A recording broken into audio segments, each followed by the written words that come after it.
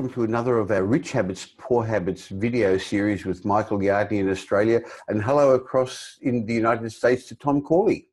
Hey, Michael, it's good to be with you. Tom, time is one of our most valuable resources. It's a valuable resource, but I think because it's given to us for free, sometimes we tend not to value it, I guess, until time starts to run out. And as you get older, you recognise this, or when things go wrong health-wise, it does. So I remember reading in your 5-year study of the rich people that you found that they had, successful people, people, had learned a habit of saying no. Yeah, so it was interesting because I think, it's people have this misconception that you have to bend over backwards for everybody and just give in order to get people to buy into what you're doing and to join your inner circle. What I found— Sometimes it's just to like you, isn't it, Tom? Yeah, I think look, you know what? It's important to get people to like you, and it's important to get people to who are, I call them, become your apostles. But what I found in my research is you have to be really on guard, because there's a lot of people out there who are not really interested in helping you. They're more interested in what they can get out of the relationship. It's one-sided, Michael, So I found from my research that the wealthy people were really acute in their understanding the different types of people who they could work with. Some people they can work with, some they couldn't. Well, Tom, you've broken it down to 3 big groups of people. Now, this is not necessarily a judgment of people, but I agree with you that they do tend to fall in 3 groups. So let's work through them. The first ones you've called the down and outs. Who are they? So we have people that just, they're victims of random bad luck. Something goes wrong in their life. They lose a parent. They lose a spouse. They have medical issues. The house burns down. Their warehouse burns down. They just have random bad luck.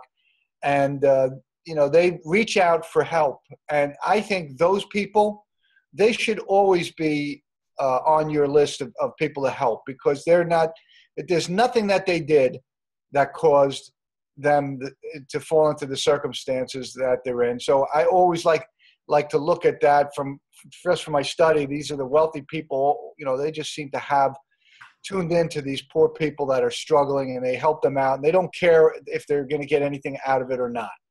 So life's forced the hands of these people that you've called the down and out, and hopefully it's temporary. And I believe, like you, Tom, it's our obligation to help them. If you've reached the top of the ladder or working your way up, it's useful to look down and help people at the lower rungs. Tom, there's also another group that you've identified that you call the users. What do you mean by that? So there's this other group of people out there who will take up your time. They'll pick your brain. They'll call you frequently. They'll ask for help frequently.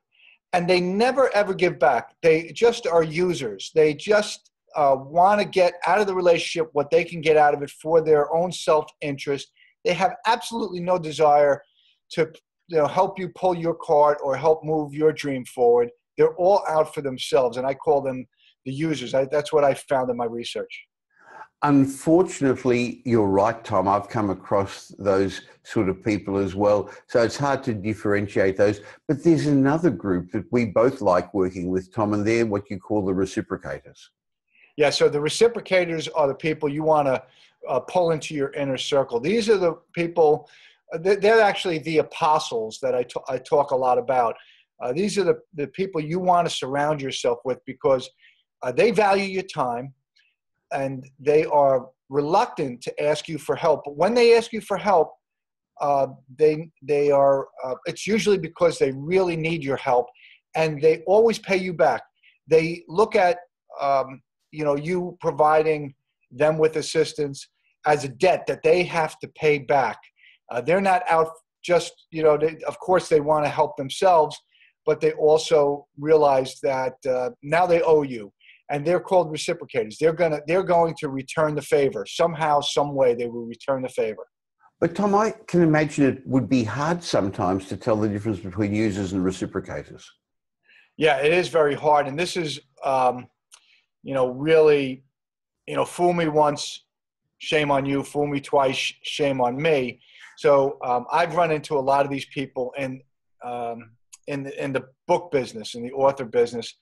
They tell me, "Oh, I can help you, promote your book. I can help you do this. I can help you do that." And you bring them into your inner circle, and it's always one-sided. They never help you. They're always looking for something.